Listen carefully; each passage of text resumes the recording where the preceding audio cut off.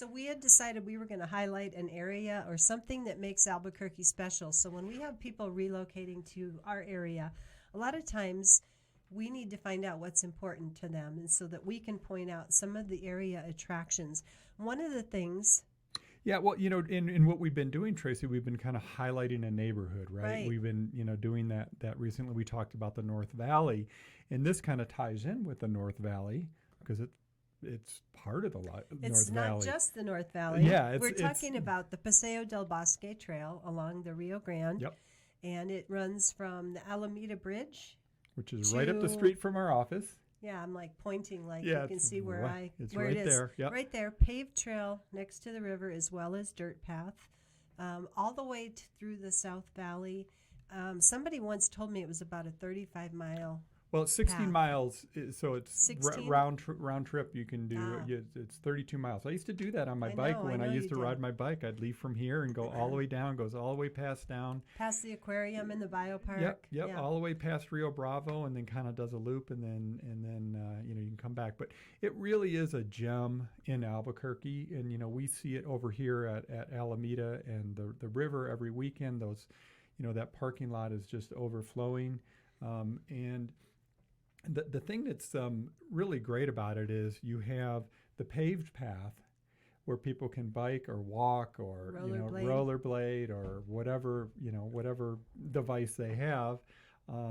But there's also the ditches along the acequias where people on horses can ride and enjoy that as well. So it's a really special thing that we have here in Albuquerque. There's only a few places in the city where you can really get to the river. So you can get to the river in Bernalillo, in River's Edge in Rio Rancho. There's some paths that you can get to the water. But otherwise, along the valley, there's only certain places where there's actually parking lots and access to get across the ditches and down into the river valley and to the water. So, looking at the Paseo del Bosque Trail, you can get on the city's website and it'll tell you all the access points. We used to get on it at the end of Campbell Road because we used to live in Rio Grande Compound, which is sort of funny because Rio Grande Compound is very little yards, and we had like 5 dogs when you and I got together. Oh, between us, we had 4 dogs, right? Yeah, yes. And we had a minute little yard in by Rio Grande. But anyway, Campbell Road is one of them. By the Nature Center, you can get down there, and they have viewing areas at the Nature Center off of Candelaria. So that's some of the areas.